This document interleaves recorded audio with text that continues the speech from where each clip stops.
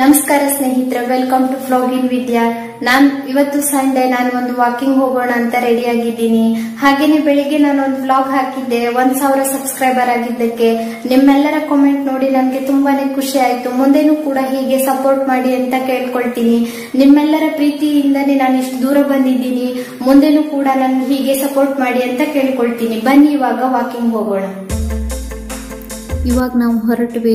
ನಾನು ನೋಡಿ ಸ್ಟೆಪ್ ಇಳ್ಕೊಂಡು ಹೋಗ್ತಾ ಇದ್ದೀನಿ. ನನ್ನ ಹಸ್ಬೆಂಡ್ ಇವತ್ತು ವಿಡಿಯೋ ಮಾಡ್ತಾ ಇದ್ದಾರೆ.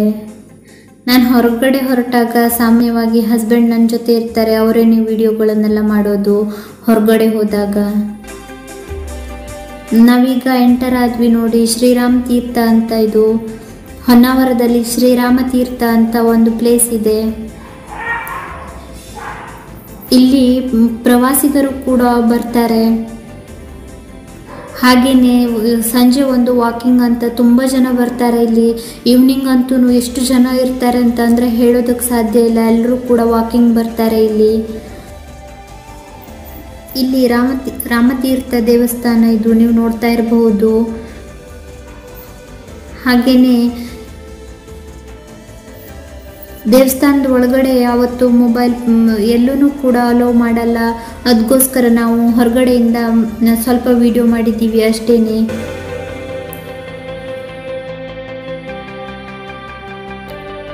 ಶ್ರೀ ರಾಮೇಶ್ವರ ದೇವಸ್ಥಾನ ಇದು, ನೀವು ನೋಡ್ತಾ ಇರಬಹುದು. ಬೋರ್ಡ್ ಮೇಲೆ ಬರ್ಕೊಂಡಿದೆ. ಹಾಗೇನೆ ಹೊರಗಡೆ ಎಲ್ಲ ಭಾವಚಿತ್ರಗಳನ್ನೆಲ್ಲ ಬಿಡಿಸಿ ಹಾಕಿದ್ದಾರೆ.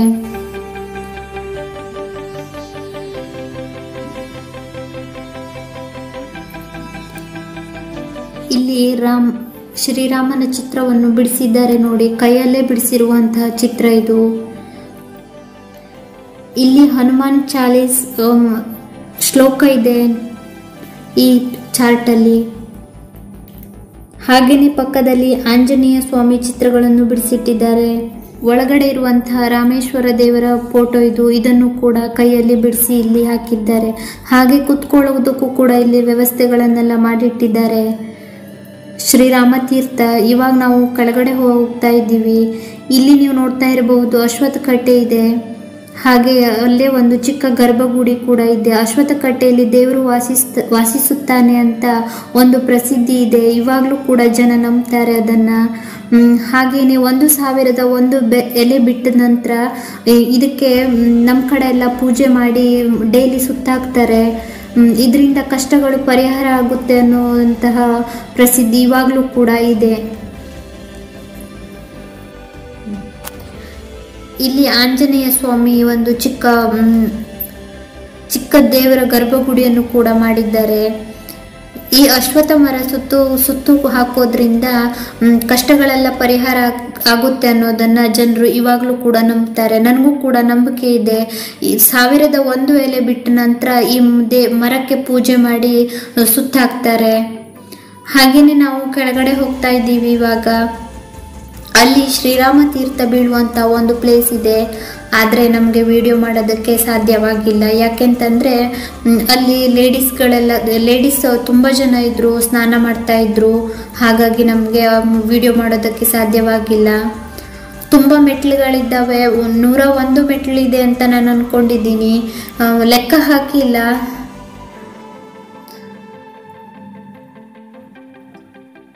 ಹಾಗೇನೆ ಹೇಳ್ಕೊಂಡು ನಾವು ಮುಂದಕ್ಕೆ ಹೋಗ್ತಾ ಇದ್ದೀವಿ. ನೀವು ನೋಡ್ತಾ ಇರ್ಬೋದು. ಇದು ಟೂರಿಸ್ಟ್ ಪ್ಲೇಸ್ ಕೂಡ ಹೌದು. ಎಷ್ಟು ಜನ ಇರ್ತಾರೆ ಅಂದರೆ ಇಲ್ಲಿ ಜನಗಳಿದ್ದಲ್ಲೆಲ್ಲ ನಾವು ವಿಡಿಯೋನ ಮಾಡಿಲ್ಲ. ಯಾಕೆಂತಂದರೆ ನಮ್ಮನ್ನೇ ವಿಡಿಯೋ ಮಾಡ್ತಿದ್ದಾರೆ ಅಂತ ಅವ್ರು ಅಂದ್ಕೊಳ್ತಾರೆ. ಅದಕ್ಕೋಸ್ಕರ ನಾವು ಎಲ್ಲಿ ಜನರ ಒಡನಾಟ ಸ್ವಲ್ಪ ಕಡಿಮೆ ಇದೆಯೋ ಅಲ್ಲಿ ಮಾತ್ರ ನಾವು ವಿಡಿಯೋನ ಮಾಡಿದ್ದು. ಹಾಗೇನೆ ಇಲ್ಲಿ ಪಕ್ಕದಲ್ಲಿ ಒಂದು ಪೀಠ ಇದೆ. ಇಲ್ಲಿ ಪ್ರತಿ ವರ್ಷ ವನಭೋಜನ ಕಾರ್ಯಕ್ರಮ ನಡೆಯುತ್ತೆ. ಪಲ್ಲಕ್ಕಿ ಎಲ್ಲ ಬಂದು ಈ ಪೀಠದಲ್ಲಿ ಕುತ್ಕೊಳ್ಳುತ್ತೆ. ಹಾಗೇನೆ ನೀವು ನೋಡ್ತಾ ಇರುವುದು ಇಲ್ಲೊಂದು ಗುಹೆ. ಇಲ್ಲಿ ಬಹಳ ವರ್ಷದ ಹಿಂದೆ ಇಲ್ಲಿ ಋಷಿ ಮುನಿಗಳು ತಪಸ್ಸಿಗೆ ಕೂತಂತಹ ಪ್ಲೇಸ್ ಅಂತೆ ಇದು. ಇವಾಗಲೂ ಕೂಡ ಎಲ್ಲರೂ ಕೂಡ ಹೇಳ್ತಾರೆ ತುಂಬ ಉದ್ದ ಇದೆ ಈ ಗುಹೆ, ನಾವು ಒಳಗಡೆ ಹೋಗಿಲ್ಲ, ತುಂಬ ಭಯ, ಯಾರೂ ಕೂಡ ಹೋಗಲ್ಲ. ಜೆಂಟ್ಸ್ ಎಲ್ಲ ಹೋಗ್ತಾರೆ ಅಲ್ಲಿ, ಇವಾಗ ಏನೂ ಇಲ್ಲ. ಹಾಗೇನೆ ಇಲ್ಲಿ ನೀವು ನೋಡ್ತಾ ಇರುವಂತಹ ಮಾರ್ಕಲ್ಲಿ ದೇವರ ಫೋಟೋಗಳೆಲ್ಲ ಇತ್ತು ಅಂತ ಇವಾಗಲೂ ಕೂಡ ಹೇಳ್ತಾರೆ, ನೀವು ನೋಡ್ತಾ ಇರಬಹುದು.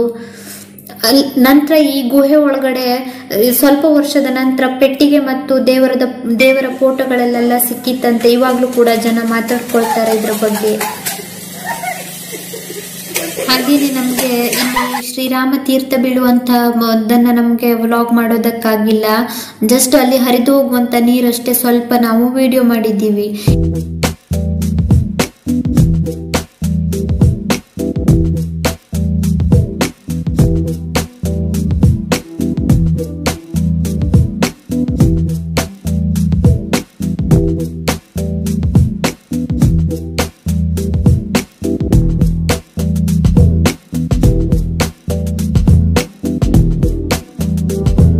ಇವಾಗ ನಾವು ವಾಪಸ್ ಮತ್ತೆ ಮೇಲ್ ಹತ್ಕೊಂಡು ಹೋದ್ವಿ. ರಸ್ತೆನಲ್ಲಿ ನೋಡಿ ಮೇಕೆ ನೋಡ್ತಾ ಇದೆ ನಮ್ಮನ್ನ. ನಾವು ಅದನ್ನ ವಿಡಿಯೋ ಮಾಡ್ತಾ ಇದ್ದೀವಿ. ಅದು ನಮ್ಗೇನೋ ತಿನ್ಲಿಕ್ಕೆ ಕೊಟ್ರು ಅಂತ ನಮ್ಮನ್ನೇ ನೋಡ್ತಾ ಇತ್ತು. ಪಾಪ ಪ್ರಾಣಿಗಳಲ್ವಾ, ಅದಕ್ಕೆ ಮಾತು ಕೂಡ ಬರಲ್ಲ. ಎಷ್ಟು ಮುಗ್ಧ ಪ್ರಾಣಿಗಳು.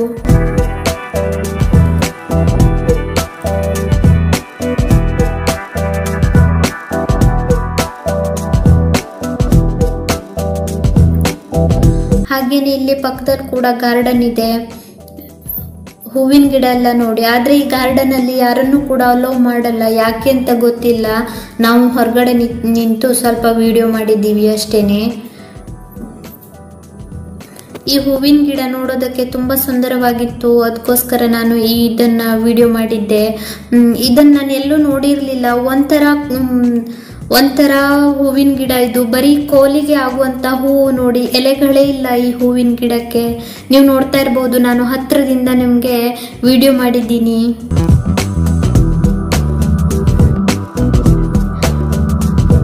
ಇಲ್ಲಿ ಒಂದು ಪಕ್ಕದಲ್ಲೇ ಕೆರೆ ಕೂಡ ಇದೆ.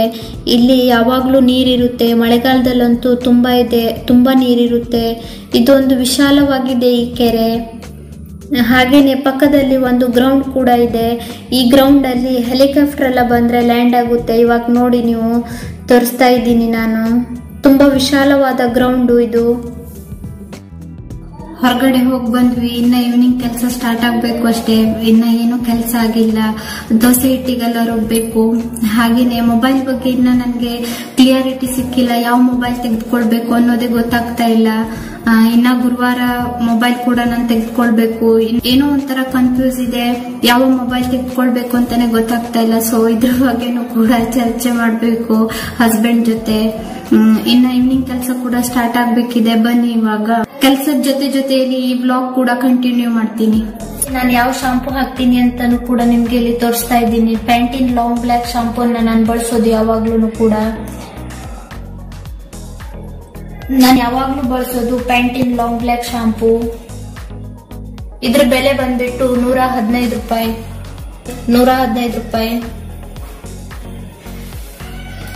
ಹಾಗೇನೆ ಬರ್ತಾ ಒಂದು ಉಪ್ಪಿನಕಾಯಿ ಡಬ್ಬ ತೆಗೆದುಕೊಂಡು ಬಂದಿದ್ದೀನಿ, MTR ಅವ್ರದ್ದು. ಹಾಗೇನೆ ಒಂದು ಡೊಮೆಕ್ಸ್ ತಂದೆ. ನಾನು ಬಳಸೋದು ಡೊಮೆಕ್ಸ್ ಇದೇನೆ.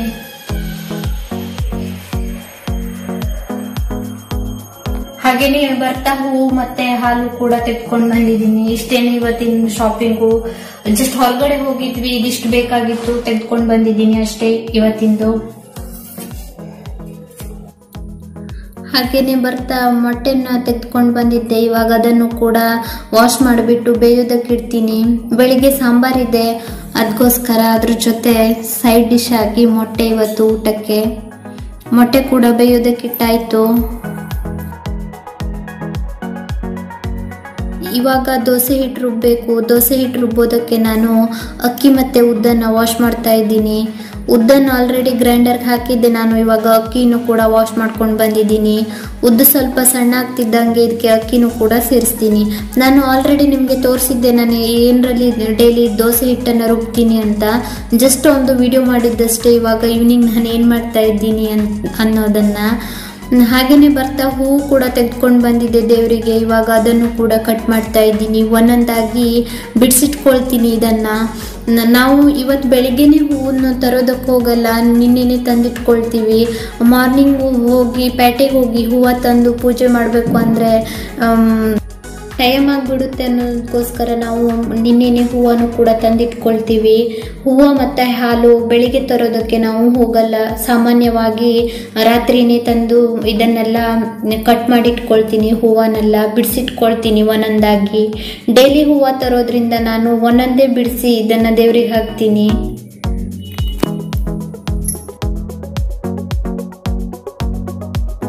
ಕೆಲಸಗಳೆಲ್ಲ ಮುಗಿಸಿ ಇವಾಗ ಬಂದು ಕೂತಿದ್ದೀನಿ. ಗಂಟೆ ಆಲ್ರೆಡಿ 8 o'clock ಆಗಿದೆ. ಇನ್ನ ಊಟ ಮಾಡೋದಷ್ಟೇ ಬಾಕಿ ಇದೆ. ಕೆಲಸಗಳೆಲ್ಲ ಮುಗಿಸಿದ್ದೀನಿ. ಹಾಗೇನೆ ನನ್ನ ಒಬ್ರು ಸಬ್ಸ್ಕ್ರೈಬರ್ ಆಶಾ ನಾಯ್ಕ್ ಅವರು ನನ್ನ ಪಾಪುಗೆ 2 years ಆಗಿದೆ, ಅವನಿಗೆ ಹಾಯ್ ಹೇಳಿ ಅಂತ ಹೇಳಿದ್ರು. ಹೆಸರು ಕೇಳಿದ್ದೆ, ಅವ್ರು ಹೇಳಿಲ್ಲ. ಆಶಾ ವಿನಾಯಕ್ ಅವರೇ, ನಿಮ್ ಪಾಪುಗೆ ಹಾಯ್ ನನ್ನ ಕಡೆಯಿಂದ. ಹಾಗೇನೆ ಈ ವ್ಲಾಗ್ ಅನ್ನ ನಾನು ಇಲ್ಲಿಗೆ ಮುಗಿಸ್ತೀನಿ. ಇವತ್ತೇನು ಪ್ಲಾನ್ ಇರ್ಲಿಲ್ಲ. ಹಾಗೇನೆ ಒಂದು ವಾಕ್ ಹೋಗಿದ್ವಿ, ಹೊರಗಡೆ ಹೋಗದೆ ತುಂಬಾ ದಿನಗಳಾಗ್ಬಿಟ್ಟಿತ್ತು ಅಂತ. ಹಾಗೇನೆ ಮೊಬೈಲ್ ಬಗ್ಗೆನೂ ಕೂಡ ಸ್ವಲ್ಪ ಶಾಪಿಗೆ ಹೋಗಿ ಕೇಳ್ಬೇಕಿತ್ತು, ಹಾಗಾಗಿ ಹೊರಗಡೆ ಹೋಗಿದ್ವಿ ಅಷ್ಟೇನೆ. ಇವತ್ತಿನ ವ್ಲಾಗು, ಈ ವ್ಲಾಗ್ ಅನ್ನ ನಾನು ಇಲ್ಲಿಗೆ ಮುಗಿಸ್ತೀನಿ. ವಿಡಿಯೋ ಇಷ್ಟ ಆಗಿದ್ದಲ್ಲಿ ಒಂದು ಲೈಕ್ ಮಾಡಿ, ಹಾಗೂ ಹೊಸಬರಾಗಿದ್ದಲ್ಲಿ ಸಬ್ಸ್ಕ್ರೈಬ್ ಮಾಡಿ. ನಿಮ್ಮ ಅನಿಸಿಕೆಗಳನ್ನೆಲ್ಲ ಕಾಮೆಂಟ್ ಅಲ್ಲಿ ತಿಳಿಸಿ. ಸಿಗೋಣ ಮುಂದಿನ ವಿಡಿಯೋದಲ್ಲಿ. ಅಲ್ಲಿವರೆಗೂ ನಿಮಗೆ ಧನ್ಯವಾದ.